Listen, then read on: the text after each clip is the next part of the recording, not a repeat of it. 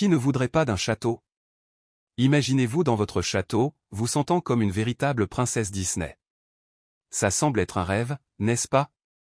Mais le problème, c'est que les châteaux ont un prix élevé. Maintenant, et si je vous disais qu'il existe des châteaux que vous pouvez acheter pour seulement $1? Vous penseriez que c'est une aubaine, n'est-ce pas? Eh bien, en réalité, malgré ce prix incroyable, ces châteaux n'ont toujours pas trouvé preneur. Dans la vidéo d'aujourd'hui, nous allons examiner 20 châteaux que personne ne veut acheter, même pour $1. Numéro 20. Bannerman Castle. Malgré son attrait captivant, cet endroit incroyable appelé Bannerman Castle est une perle rare apparemment ignorée par les acheteurs potentiels. Ce chef-d'œuvre architectural doit son existence à Francis Bannerman VI, un immigré écossais qui a amassé une fortune dans le commerce de surplus militaires à la fin des années 1800 et au début des années 1900. En 1900, Bannerman a acquis l'île Polypelle dans le fleuve Hudson pour y stocker sa vaste collection de surplus, comprenant des munitions, des armes et des équipements militaires. Bannerman a personnellement conçu le château, une collection de structures ressemblant à des forteresses européennes décorées de détails distinctifs. Niché dans un cadre pittoresque, l'île offre des vues splendides sur le fleuve Hudson et le château lui-même. Cependant, l'état actuel de ce château autrefois grandiose raconte une autre histoire. Dévasté par le vandalisme, les intrusions, la négligence et la dégradation, une grande partie du château est désormais en ruine, avec d'importantes portions des murs avant et est effondrée. Pourquoi ce trésor historique n'a-t-il pas trouvé de nouveaux propriétaires, vous vous demandez peut-être. Eh bien, la tragédie et les préoccupations de sécurité peuvent en être la raison. En 1969, un incendie dévastateur a ravagé une partie du complexe, rendant l'île interdite au public. Des rapports mentionnant du sumac vénéneux, des serpents, des cerfs et des courants traîtres réduisent encore son attrait. Fait intéressant, le château n'est même pas en vente. Il est devenu une attraction touristique. Malgré son état délabré. La propriété, à l'exception du château, pourrait rapporter une valeur considérable, estimée à environ $3 millions en se basant sur des propriétés similaires. Cependant, tout acheteur potentiel devra faire un investissement considérable pour restaurer ou démolir le château. Numéro 19. Castello di Montefiore. L'histoire derrière ce château remonte au XVe siècle. Il s'agit d'une forteresse médiévale nichée dans le charmant hameau de Montefiore, à un peu plus de 9 km du cœur de Reconadi, dans la pittoresque région des Marches en Italie. Perché au sommet d'une colline, ce château attire l'attention par sa structure imposante, surplombant la partie ouest des vallées de Mussoni et de Potenza. Depuis son point de vue élevé, vous pouvez apercevoir la mer et chaque village voisin, ce qui en fait un spectacle vraiment captivant. Au XVe siècle, le château a connu un développement important. Il a subi des expansions régulières, culminant avec l'ajout d'un donjon central et d'une tour de guet en 1429.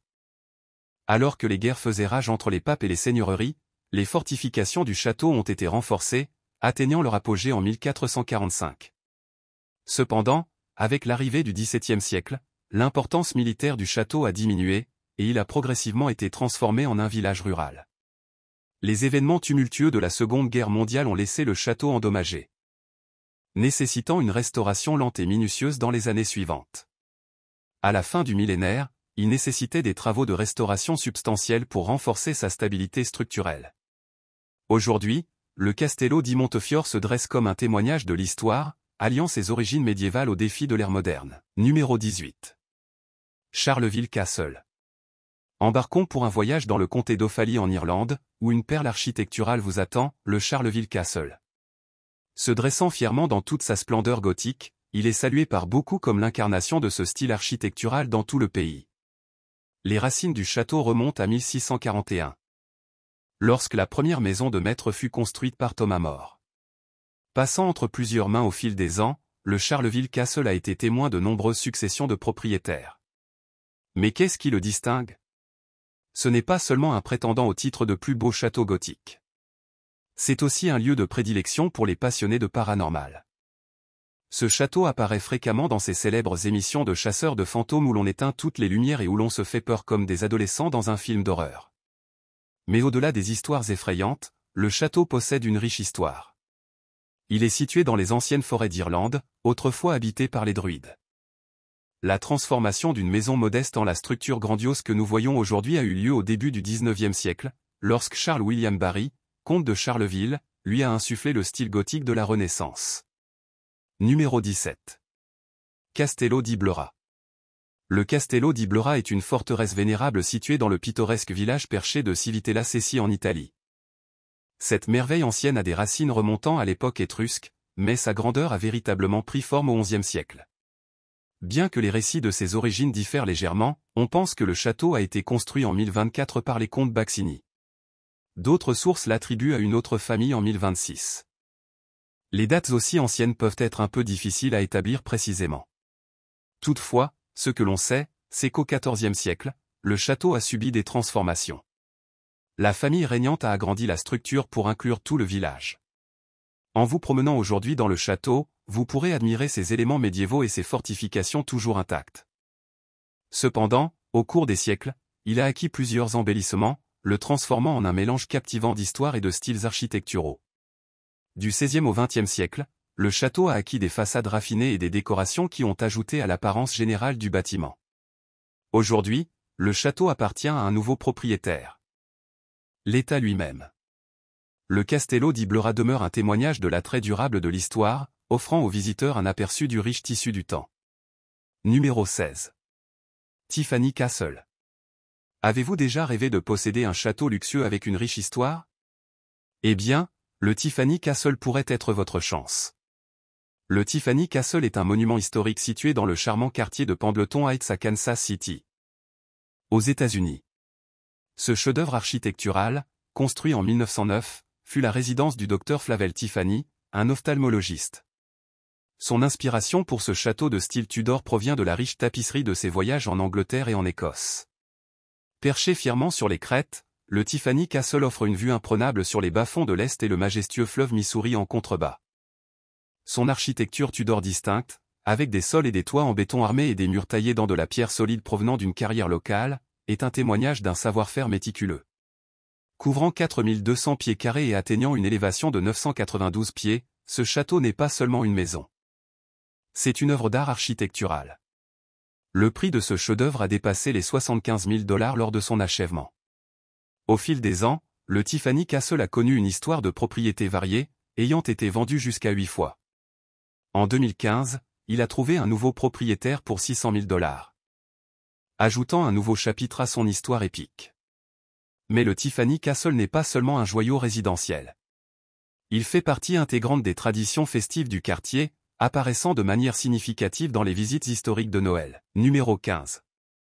Granoloma. Le Granoloma est un château dont l'histoire est aussi captivante que son emplacement isolé. Niché dans les parties reculées de la péninsule supérieure, cette extraordinaire cabane en rondin a rencontré des difficultés à trouver son acheteur idéal. Connue comme la cabane en rondin la plus chère du monde. Le Granoloma a été un élément récurrent sur le marché immobilier, apparaissant et disparaissant des listes de vente pendant de nombreuses années. Il est à vendre encore aujourd'hui, bien que l'on comprenne pourquoi. L'attrait d'une cabane en rondins isolés peut sembler être un rêve, mais avec un prix initial de $40 millions. Il s'est avéré difficile de trouver un prétendant. Même après plusieurs réductions de prix au fil des années, ramenant le montant à $19,5 millions, ce havre de luxe est resté un lieu exclusif réservé à quelques privilégiés. Alors, que propose le Granoloma à un acheteur potentiel pour moins de $20 millions? Le château offre un généreux ensemble comprenant 45 acres de terre vierge, une cabane en rondin de 2000 pieds carrés, et un mile de rivage privé. Construit en 1927 par l'homme d'affaires américain Louis Gravrat Kaufman à partir de rondins de pin de l'Oregon, le château a toujours conservé son charme historique. Aujourd'hui, au milieu de son attrait rustique, le Granoloma dispose d'équipements modernes, dont une piscine, un verger, une éolienne, une cave à vin, un bain à remous, et des plafonds de 24 pieds de hauteur. Cependant, ce château est une capsule temporelle. Ses intérieurs sont un voyage dans le passé et nécessitent une restauration pour les amener à l'ère contemporaine. Numéro 14. Kimball Castle. Le Kimball Castle était la retraite estivale de l'influx magnate du chemin de fer, Benjamin Ham Kimball. Perché sur une colline avec une vue imprenable sur le lac Winnipesaukee et Guildford, New Hampshire, ce château est un témoignage de l'opulence d'une époque révolue. Initialement, le domaine s'étendait sur 300 acres. Mais les terres du château ont été divisées au fil des ans. Une partie importante est maintenant une zone de conservation gérée par la ville, préservant la beauté naturelle qui entoure le château. Le château lui-même se trouve sur 20,1 acres et reste privé. Inspiré de l'idée classique d'une forteresse médiévale française. Le château est un exemple saisissant d'architecture de style médiéval factice. Benjamin Kimball, une figure clé dans la direction des compagnies de chemin de fer de la région au XIXe siècle, entreprit la construction du château et du domaine en 1894. Pendant les mois d'été, Kimball résidait dans le château jusqu'à sa mort en 1920. Construit en granit local et avec des matériaux importés d'Europe, la construction du château a coûté environ $50 000. Au fil des années, il y a eu des propositions pour transformer le château en hôtel, mais rien n'a été fait à ce sujet. Malgré son importance historique, le Kimball Castle a rencontré des difficultés. La ville de Guildford l'a condamné comme étant dangereux, émettant un ordre de sécurité demandant aux propriétaires de le clôturer jusqu'à ce qu'ils décident de le démanteler. Numéro 13. Shillingham Castle. Connu sous le nom de château le plus hanté d'Angleterre, le Shillingham Castle possède une riche histoire remplie d'artefacts fascinants. Il est considéré comme la maison des familles Grey et Bennett depuis le XV siècle jusqu'aux années 1980. À l'intérieur du parc du château se trouve un vaste terrain clos, abritant environ 130 rares bovins de Shillingham.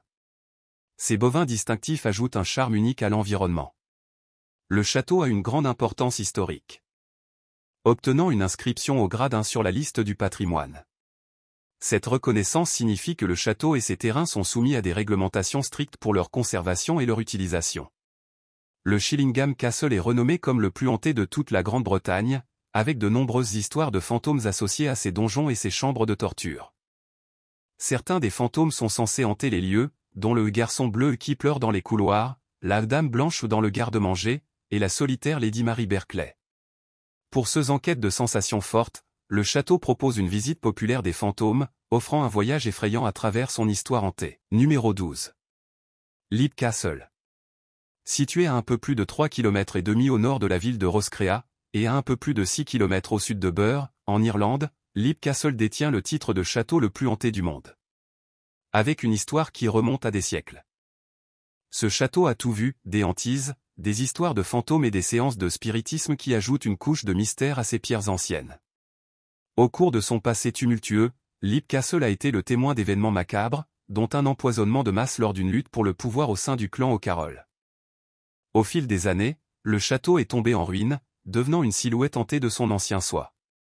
En 1974, le château trouva un nouveau propriétaire en la personne de l'historien australien Peter Bartlett, qui, avec l'aide du constructeur Joe Sullivan, entreprit une restauration monumentale.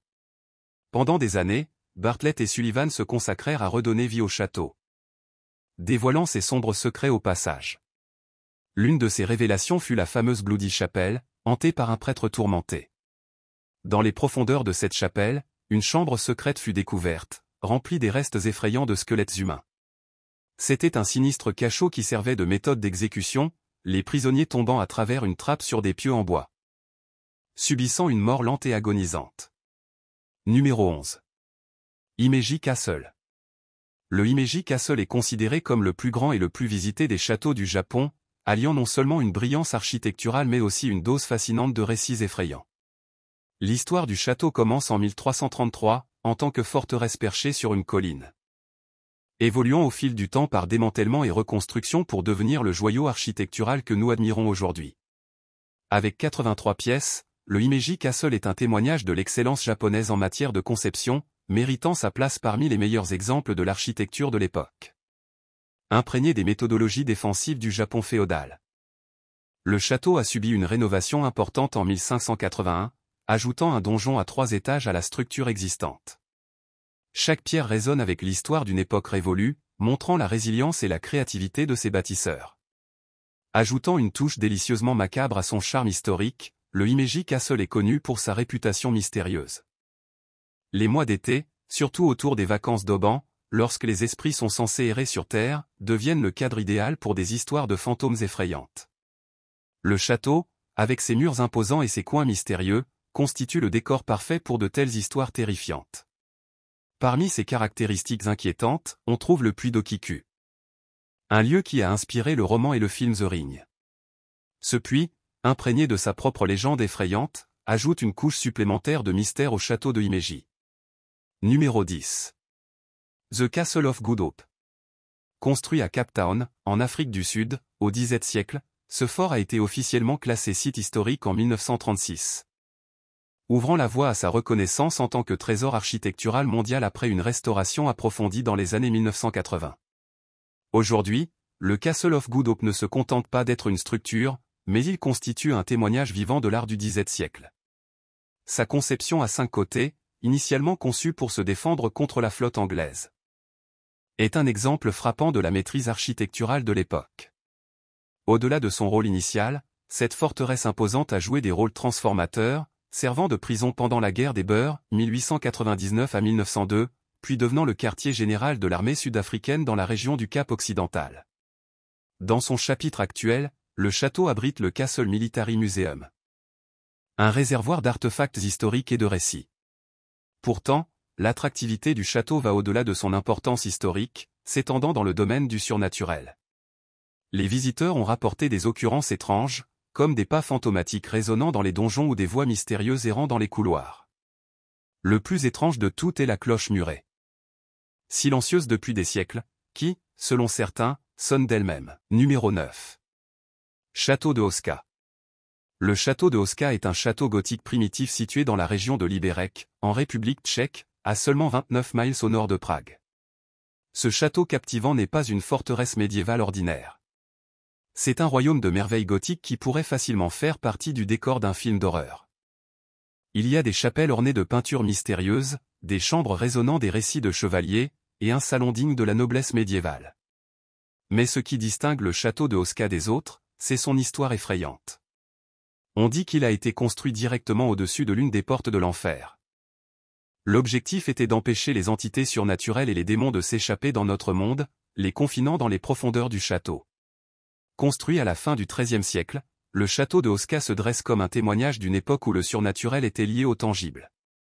La légende raconte qu'avant la construction du château, des démons erraient librement dans le monde, fuyant par la porte de l'enfer. Le château, avec son architecture imposante, est devenu un gardien, assurant que ces forces maléfiques restent piégées dans ses niveaux inférieurs. Bien que la fonction principale du château ait été initialement de servir à l'administration des domaines royaux, son association plus sombre avec le surnaturel ajoute une couche intrigante à son histoire. Au-delà de son rôle administratif, le château de Hauska est devenu une barrière symbolique entre notre monde et l'inconnu. Numéro 8. Castello Alimonda. Ce château énigmatique a été construit en 1885 à Sagrado, grâce aux frères Alimonda de Trieste, qui l'utilisaient comme clinique pour des traitements par électrothérapie. Cette merveille architecturale se dresse fièrement avec un plan carré sur 3 étages, accompagné d'une tour adjacente à l'arrière, créant une symphonie de design éclectique. Les frères Alimonda, s'inspirant de structures contemporaines comme le château de Miramar à Trieste, ont conçu une façade qui affiche une entrée principale au premier étage et arbore fièrement le blason de la famille Alimonda au sommet. Au-delà de son attrait esthétique, le Castello Alimonda a connu une transformation de rôle au fil des années. Après le décès de ses propriétaires d'origine, le château a pris un rôle différent, servant d'abord d'hôpital militaire puis devenant une prison. Désormais sous la propriété de la municipalité de Sagrado, le Castello Alimonda attend patiemment son prochain chapitre, abritant en ses murs une tapisserie d'histoire et d'expérience. Numéro 7. Château de style provincial français. Au cœur du Bronx Nord, un chef-d'œuvre du voyage dans le temps attend, une maison qui défie la simple existence et se transforme en un château de rêve. Construit en 1926, ce bâtiment exhale le charme de l'architecture provinciale française. Une incarnation de l'élégance au milieu des rues animées de New York. Pourtant, contrairement aux attentes, ce grand château français n'est pas toujours le refuge convoité qu'on pourrait imaginer. Malgré son allure unique, cette maison distinctive a fait plusieurs apparitions sur le marché immobilier depuis 2009, chaque entrée marquée par une réduction de son prix. Malgré ses tarifs réduits, elle reste un trésor hors de portée des simples mortels. L'essence du château réside dans ses murs en pierre d'une épaisseur de 30 pouces, minutieusement fabriqués à partir des restes d'un château croate. Ces pierres ont entrepris un voyage transcontinental, traversant les mers via des lignes de transport maritimes italiennes. Un clin d'œil à la compagnie de l'ancien propriétaire. Au-delà des pierres historiques, le château marie harmonieusement tradition et modernité. À l'intérieur, vous trouverez une cuisine contemporaine, une grande salle à manger formelle, et toutes les commodités de la vie moderne. Et n'oublions pas la touche fantaisiste, une tourelle qui ajoute une touche de charme féerique à l'ensemble. Numéro 6. Château d'Eltz. Le château d'Eltz est un château médiéval niché dans les collines au-dessus de la Moselle, entre Coblence et Trèves, en Allemagne. Depuis le XIIe siècle, cette perle architecturale a été protégée par la maison d'Eltz, un héritage vivant qui traverse les siècles. Contrairement à beaucoup de ses homologues. Le château d'Eltz possède une histoire épargnée par les ravages du temps. Même pendant la tumultueuse guerre de 30 ans contre la France, il est resté intact, un témoignage de la finesse diplomatique au milieu du chaos. Alors que les châteaux voisins succombaient à la destruction, le château d'Eltz, perché sur un rocher de 230 pieds embrassé par une rivière sur 3 côtés, est resté résilient. Entouré d'une aura de splendeur naturelle, les environs du château sont devenus une réserve naturelle depuis le tournant du millénaire.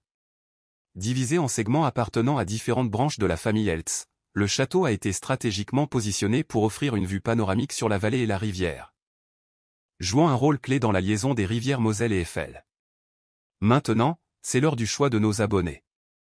Nous partons en Angleterre, où nous découvrons l'un des châteaux abandonnés les plus fascinants de la liste d'aujourd'hui. L'image ci-dessous illustre le château de Bodiam. Ce château a été construit en 1385 par Sir Edward Allingrig, un ancien chevalier d'Édouard III, avec la permission de Richard II, construit de manière similaire à ses homologues de l'époque. Le château de Bodiam servait à des fins de défense. À une époque où la côte sud de la Grande-Bretagne était confrontée à des menaces accrues de la part des Français. Le château est devenu un élément crucial de la défense du pays. Au fil du temps, le château a traversé de nombreuses guerres avant de perdre de sa valeur et de succomber aux ravages du temps. En 1926, un nouveau chapitre s'est ouvert pour le château de Bodiam, lorsqu'il est passé sous la gestion du National Trust, préservant ainsi son héritage et garantissant sa place dans l'histoire. Alors les amis, que pensez-vous de ce chef-d'œuvre? Pensez-vous que ce château conservera sa valeur? Faites-le nous savoir dans la section des commentaires ci-dessous tandis que nous poursuivons cette vidéo. Numéro 5. Château Hearst. Ce château a été construit au XVIIe siècle et est souvent considéré comme le plus grand château d'Europe. L'importance historique du château est renforcée par son passé complexe, ayant changé plusieurs fois de propriétaire parmi les nations européennes depuis sa création. Notamment, le château Hearst a acquis une célébrité cinématographique en tant que lieu de tournage pour la version de 1978 des Trois Mousquetaires, ajoutant une couche d'ironie à son récit en tant que château non français, mais dégagé d'une ambiance française distincte. L'attractivité du château serait-elle influencée par des considérations de coût en Europe de l'Est? Cela reste spéculatif. Situé dans l'Ukraine actuelle, le château Hearst se dresse comme une résidence-forteresse imposante, construite en pierre et en briques. Le design architectural adopte un style fort palais. Stratégiquement positionné sur le côté nord des collines, offrant une vue panoramique sur la rivière Star. Complet avec un fossé et un pont-levis, le château incarne les caractéristiques classiques associées aux fortifications médiévales. À son apogée, le château Hearst était entouré de vignobles, produisant son propre vin et étant même mentionné dans la poésie de l'époque. Aujourd'hui, le château se dresse comme un témoignage de la prouesse architecturale et de la résonance historique, incarnant un riche héritage qui va au-delà de ses murs. Numéro 4. Château de Préjama. Le château de Préjama est une structure qui évoque le charme d'un conte de fées. Situé dans la région sud-centre de la Slovénie. Ce château est littéralement construit dans la bouche d'une grotte dans la vaste région karstique du pays. Cette position unique offrait non seulement une fortification naturelle pour une grande partie du château, mais elle offre également un panorama époustouflant et cinématographique. Notamment, le château dispose d'un tunnel secret discret qui mène de l'intérieur de ses murs vers un espace ouvert. Un passage stratégique historiquement utilisé comme refuge lors des sièges. Bien que ses origines médiévales résonnent avec des histoires de chevaliers et de princesses cherchant refuge dans ses murs, le château de Préjama s'est transformé en une destination contemporaine. Aujourd'hui, il attire les équipes de tournage et sert de cadre idyllique pour les mariages, mettant en valeur l'attrait durable de ces décors médiévaux pittoresques. Numéro 3. Porto Flavia. Bien que ce soit un port, Porto Flavia ressemble à un château construit littéralement dans la roche sur les hautes falaises du sud de la Sardaigne, en Italie. Construit entre 1923 et 1924, ce port unique près de Nebida, dans la commune d'Iglesias, servait de centre pour la production minière de la région. Nommé d'après Flavia Vechelli, la fille de l'ingénieur Cesare Vechelli, le port a été conçu pour transporter efficacement le minerai de zinc et de plomb directement vers les cargos en attente. C'était un concept révolutionnaire au début du XXe siècle, alors que les techniques minières avaient évolué et que la demande de minerai avait explosé. Depuis les années 1600, cette région était riche en opérations minières. Cependant, dans les années 1920, l'échelle de l'extraction dépassait la capacité de transport disponible. Pour surmonter ce défi, l'idée d'un port sur les falaises est née. La construction a commencé en 1924, reliant les mines au port via des trains souterrains qui déchargeaient le minerai dans un tunnel dont l'ouverture se trouvait juste au-dessus de la mer étincelante en contrebas. Après quelques années, le port était pleinement opérationnel, révolutionnant l'industrie minière en réduisant les coûts de transport de 70%. Lorsque l'ère minière a finalement pris fin dans les années 1970, Porto Flavia a progressivement décliné et a fermé dans les années 1990. Cependant, sa structure remarquable et son importance historique en ont fait une destination touristique populaire. Aujourd'hui, les visiteurs peuvent faire des visites guidées de ce chef-d'œuvre industriel, découvrir sa magnificence et en apprendre davantage sur son riche héritage. Numéro 2. Château Casa Loma. Situé en plein cœur de Toronto, ce château de style gothique revival est apparu dans des dizaines de films, notamment dans des titres emblématiques comme Harry Potter, La Belle et la Bête, Scott Pilgrim vs. The World et X-Men. Non seulement célèbre pour ses apparitions cinématographiques, Casa Loma est également réputé pour ses histoires hantées. Des rencontres fantomatiques dans le château sont devenues légendaires, attirant les visiteurs en quête de frissons. On dit que l'esprit de Henri Pellet, l'original propriétaire, hante encore ses murs opulents aux côtés de sa femme, Lady Mary. Cependant, le fantôme le plus souvent cité est celui d'une servante décédée de la grippe mortelle de la pandémie du début des années 1900, un triste rappel de l'histoire du château. La splendeur architecturale de Casa Loma se distingue comme un symbole d'une époque révolue. Niché au cœur du centre-ville de Toronto. Malgré son emplacement peu conventionnel, il est devenu un monument emblématique. Le château, avec ses 98 chambres couvrant une superficie impressionnante de 64 800 pieds carrés, fut autrefois la plus grande résidence privée du Canada. Il a fallu 299 ouvriers dévoués 3 ans pour le construire, à un coût approximatif de 3,5 millions de dollars. Aujourd'hui, Casa Loma est non seulement un musée ouvert pour les visites diurnes, mais aussi un lieu de mariage recherché, offrant des événements privés la nuit, attirant vraisemblablement les mariés amateurs de chasse aux fantômes. Numéro 1. Château Frontenac. Le Château Frontenac est situé dans le quartier historique de la vieille ville de Québec, au Canada. Construit en 1893 grâce aux efforts conjoints de l'architecte Bruce Price et de la Canadian Pacific Railway Company, ce joyau architectural compte 18 étages et occupe une position élevée dans les quartiers anciens de la ville, surplombant les rues en contrebas. En tant que l'un des premiers grands hôtels ferroviaires, il a reçu le titre prestigieux de lieu historique national du Canada en 1981, soulignant son importance culturelle et historique. Inspiré par les châteaux médiévaux qui étaient répandus dans les régions de France, le design de l'hôtel est un hommage méticuleux, avec une tour emblématique qui fait écho aux structures renommées. Il est à noter que le Château Frontenac a servi de modèle à une multitude d'établissements au cours des 19e et 20e siècles, marquant une période charnière dans l'industrie touristique ferroviaire canadienne. L'héritage durable de l'hôtel réside non seulement dans sa grandeur architecturale, mais aussi en tant qu'influence fondamentale pendant une époque de croissance et d'innovation dans le secteur de l'hôtellerie au Canada.